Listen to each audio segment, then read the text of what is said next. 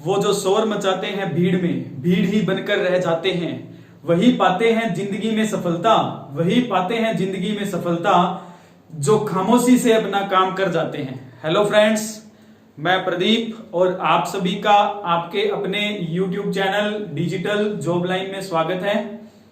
तो हम बात कर रहे थे पिछली क्लास में कंप्यूटर की पीढ़ियां, जनरेशन ऑफ कंप्यूटर, जिसमें हमने 3 पीढ़ी तक डिस्कस की थी। आज हम चर्चा करेंगे चौथी पीढ़ी के बारे में, 4th generation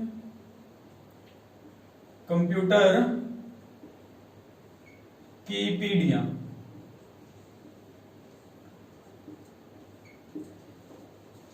generation of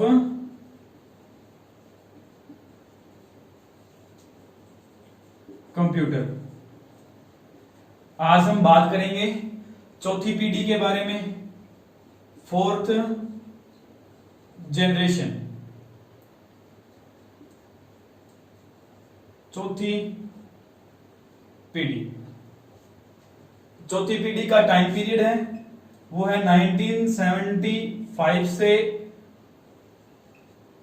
on way, अभी तक 1975 से लेके अभी तक। ठीक है दोस्तों, इस पीढ़ी के अंदर आईसी की जगह माइक्रो प्रोसेसर आ गया। आईसी की जगह क्या आया? Micro processor. इस पीढ़ी में माइक्रो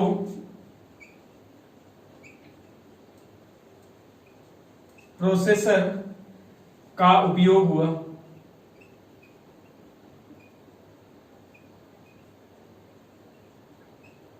इस पीढ़ी में माइक्रो प्रोसेसर का उपयोग हुआ। एक माइक्रो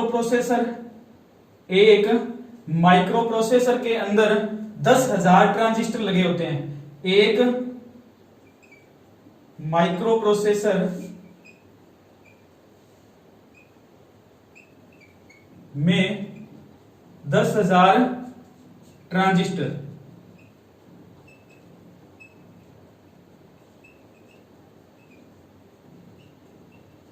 एक माइक्रो प्रोसेसर के अंदर 10,000 ट्रांजिस्टर लगे होते हैं। इतने ज्यादा ट्रांजिस्टर होने की वजह से जो स्टोरेज थी कंप्यूटर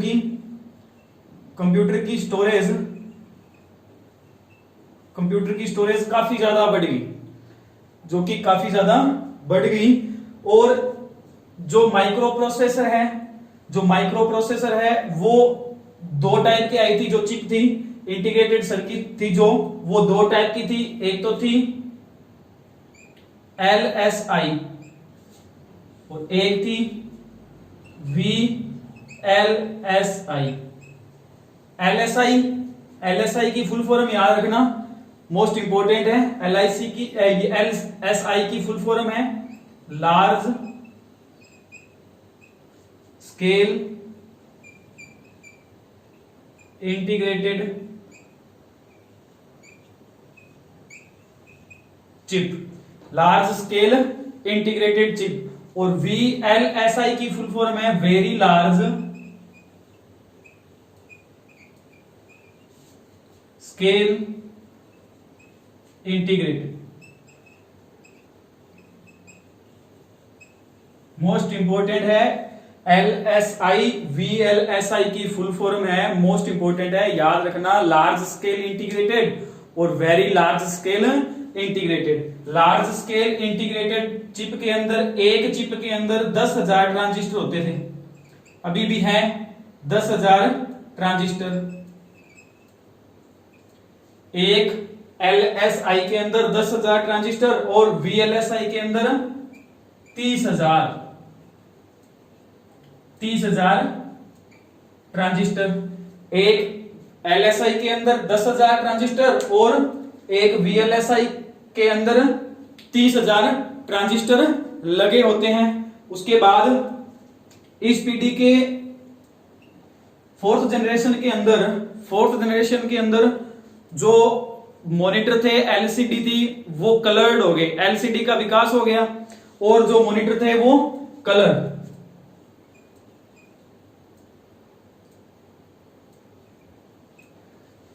कलर मॉनिटर एलसीडी आई,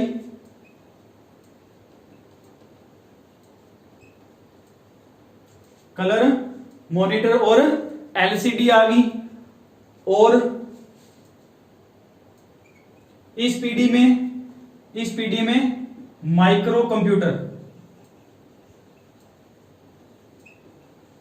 का विकास हुआ।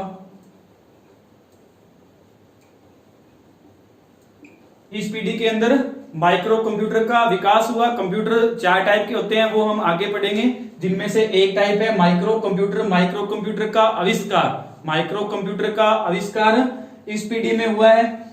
उसके बाद जल्दी से इसे नोट करो, आगे करते हैं।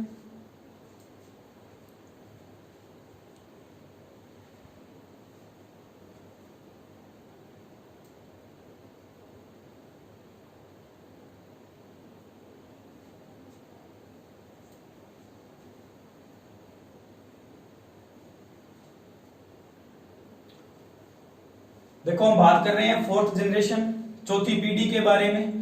चौथी पीढ़ी का विकास स्टार्ट हुआ था 1975 से लेके ऑन में अभी तक काम चल रहा है। पांचवी पीढ़ी का टाइम अभी फिक्स नहीं है। इस पीढ़ी के अंदर माइक्रो प्रोसेसर का उपयोग हुआ। इस पीढ़ी में माइक्रो प्रोसेसर का उपयोग हुआ। एक माइक्रो प्रोसेसर के अंदर 10,000 ट्रांजिस्टर लगे होते हैं। जो ये माइक्रो प्रोसेसर है उसको 2 भागों में डिवाइड किया है। आप मार्केट में से जितने ज्यादा स्टोरेज लेना चाहोगे आपको मिल जाएगी, जितने ज्यादा पैसे दोगे उतनी ज्यादा स्टोरेज मिलेगी। उसके लिए 2 भागों में बांटा है। एक तो है LSI, एक है VLSI। एक हो गया लार्ज स्केल इंटीग्रेटेड चिप होगी ये, एक हो गया very large scale integrated chip. LSI के अंदर एक चिप में 10,000 ट्रांजिस्टर लगे होते हैं और इसमें 30,000 ट्रांजिस्टर लगे होते हैं। उसके बाद कलरफुल मॉनिटर एलसीडी आई थी इस पीढ़ी के अंदर। और माइक्रो कंप्यूटर का निर्माण इसी पीढ़ी में हुआ। सुपर कंप्यूटर का निर्माण अभी चल रहा है, हुआ चौथी पीढ़ी में ही है स्टार्ट तो, लेकिन वो कब तक पूरा बनेगा, क्योंकि आर्टिफिशियल भी बना रहे हैं कंप्यूटर, तब एक बार उसको अपने इसके अंदर नहीं काउंट करेंगे। उसके बाद देखो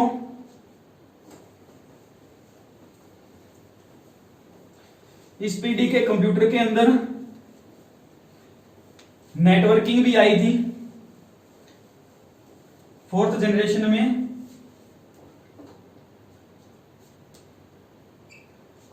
नेटवर्किंग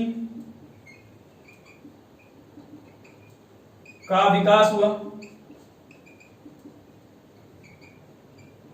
नेटवर्किंग का विकास हुआ। इस पीढ़ी के कंप्यूटर में नेटवर्किंग का विकास हुआ था। और इस पीढ़ी के कंप्यूटर में हम एक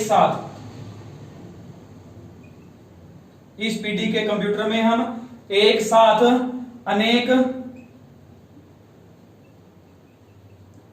कार्य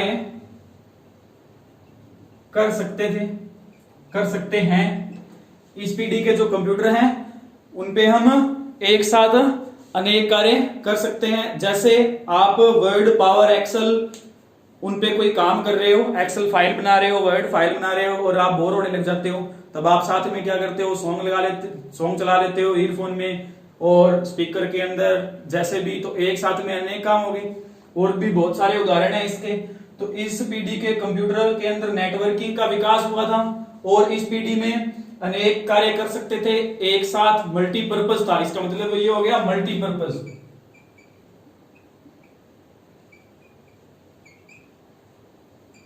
इस पीढ़ी के कंप्यूटर मल्टीपर्पज हैं, मतलब एक साथ 2, 3, 4 कितने भी हम कार्य कर सकते हैं। जैसे मिनिमाइज ऑप्शन आता है, मोबाइल में भी आता है, मिनिमाइज करते हैं, एक साथ अनेक फाइल, एप्स साथ में चलाते हैं, वो इस पीढ़ी के कंप्यूटर में संभव हुआ। अब हम बात करते हैं नेक्स्ट 5वीं पीढ़ी के बारे में, जल्दी से इसे नोट करो।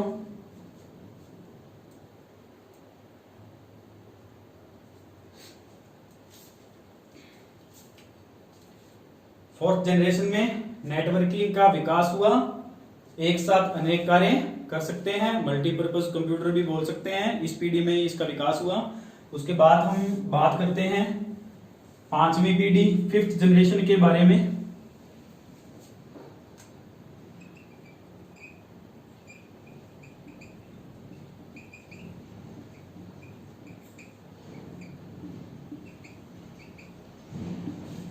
5वीं पीढ़ी।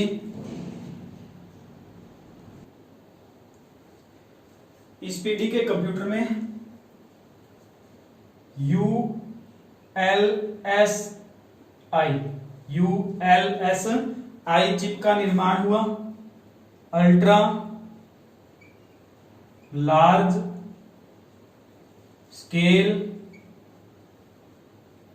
इंटीग्रेटेड चिप का निर्माण हुआ। माना जा रहा है कि इस एक चिप के अंदर 1,00,000 ट्रांजिस्टर जुड़े होंगे। 1,00,000 ट्रांजिस्टर जुड़े होंगे। इस पे काम चल रहा है अभी।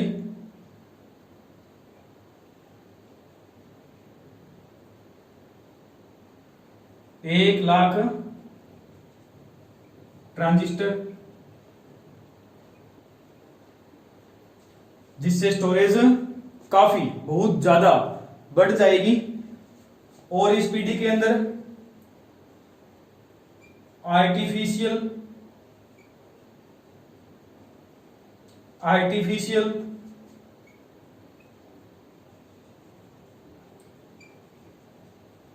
इंटेलिजेंसी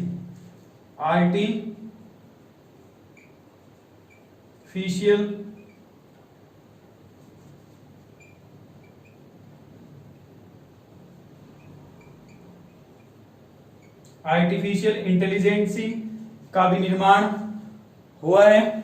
जैसे कि आप देखते हो कि बाहुबली फिल्म देखी है आपने, जिसमें वो पहाड़ है या फिर वो जो महल बना रखे हैं, वो जो बने होते हैं वो आर्टिफिशियल इंटेलिजेंसी के द्वारा ही बने होते हैं। जैसे अभी तानाजी फिल्म आई थी, जो पहाड़ है उस पे वो चढ़ते हैं लास्ट के अंदर, तो वो सारा का सारा जो सिस्टम होता है वो आर्टिफिशियल इंटेलिजेंसी कंप्यूटर के द्वारा ही संभव होता है। उसके बाद इसकी शुरुआत मानी जाती है 5वीं पीढ़ी है, 5वीं जनरेशन की शुरुआत मानी जाती है। इसकी शुरुआत मानी जाती है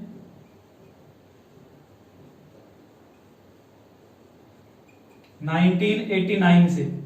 इसकी शुरुआत मानी जाती है 1989 से। इस पीढ़ी के computer ultra large scale integrated chip के बने होंगे, जिसमें एक माना जा रहा है, ये भी माना जा रहा है 1,00,000 ट्रांजिस्टर जिसमें लगी होगी। आर्टिफिशियल इंटेलिजेंसी भी आई और इसकी शुरुआत 1989 से मानी जा रही है। इस पे भी काम चल रहा है 5वीं पीढ़ी के कंप्यूटर पे, जो कि अभी तैयार नहीं हुआ है। फिर देखो ये आर्टिफिशियल इंटेलिजेंसी के बारे में थोड़ा सा और देखो। जैसे इस पीढ़ी के कंप्यूटर ऐसे होंगे कि आप का जैसे एग्जाम है, जैसे 22 तारीख को आपका एग्जाम है और कंप्यूटर आप बहुत ज्यादा यूज करते हो, तो आपके पेरेंट्स ने उस कंप्यूटर के अंदर फीड कर दिया कि 22 तारीख तक स्टडी से रिलेटेड ही कंप्यूटर पे काम किया जा सकता है, उसके अलावा कुछ नहीं किया जा सकता। उन्होंने ऐसा सिस्टम उसमें फीड कर दिया। तो आप 22 तारीख तक, जब तक आपका एग्जाम नहीं होगा तब तक आप उस कंप्यूटर के अंदर कुछ भी नहीं चला सकते, कुछ भी नहीं चला सकते। मूवी है, सॉन्ग है, कुछ भी नहीं देख सकते आप, गेम है, कुछ भी नहीं कर सकते। सिर्फ स्टडी मटेरियल ही वो चलाएगा। आप जो भी चीज खोलने की कोशिश करोगे तो वो आर्टिफिशियल इंटेलिजेंस आपको बताएगी कि आपका 22 तारीख का एग्जाम है, एग्जाम होने के बाद इस चीज को आप ओपन कर सकते हो, उससे पहले ओपन नहीं कर सकते। इस पे भी काम चल रहा है 5वीं पीढ़ी पे। ठीक है दोस्तों, जल्दी से नोट करो।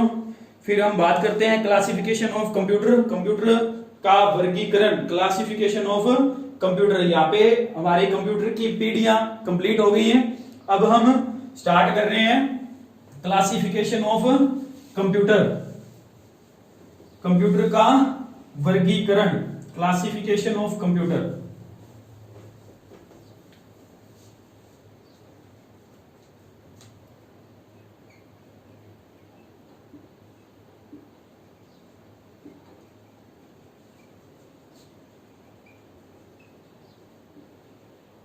क्लासिफिकेशन ऑफ कंप्यूटर,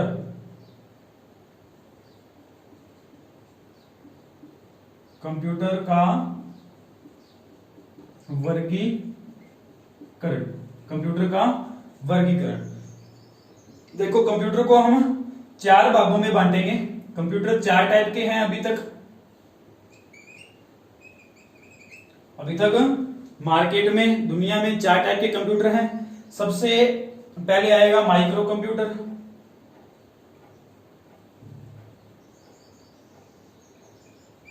फिर आएगा मिनी कंप्यूटर,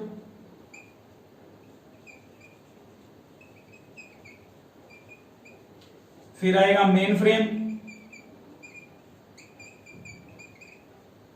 कंप्यूटर, फिर आएगा सुपर कंप्यूटर। सबसे पहले आएगा माइक्रो, फिर आएगा मिनी, फिर आएगा मेन फ्रेम, फिर सुपर कंप्यूटर। तो ये याद रख लेना, ये सीक्वेंस वाइज है। सबसे छोटा कंप्यूटर माइक्रो, फिर मिनी, फिर मेन फ्रेम और फिर सबसे बड़ा हो जाएगा सुपर कंप्यूटर। 1 2 3 4 कंप्यूटर का वर्गीकरण, क्लासिफिकेशन ऑफ कंप्यूटर। तो आप याद रखना 4 टाइप के कंप्यूटर होते हैं, micro computer, mini computer, main frame computer और सुपर कंप्यूटर। इनका सीक्वेंस आप याद रखना। क्यों? क्योंकि क्वेश्चन दे सकता है कि कंप्यूटर के प्रकार को अवरोही क्रम में या आरोही क्रम में व्यवस्थित करो। तो सबसे छोटे से बड़े की तरफ पूछ सकता है और सबसे बड़े से छोटे की तरफ भी पूछ सकता है। तो आप याद रखना, ये क्लासिफिकेशन ऑफ कंप्यूटर, इसके बारे में हम चर्चा करेंगे नेक्स्ट क्लास के अंदर। तो जो नए यूजर हैं, जो फर्स्ट टाइम क्लास ले रहे हैं, वो प्लीज इस चैनल को ज्यादा से ज्यादा शेयर करें, सब्सक्राइब करें। Thank you. जय हिंद, जय भारत।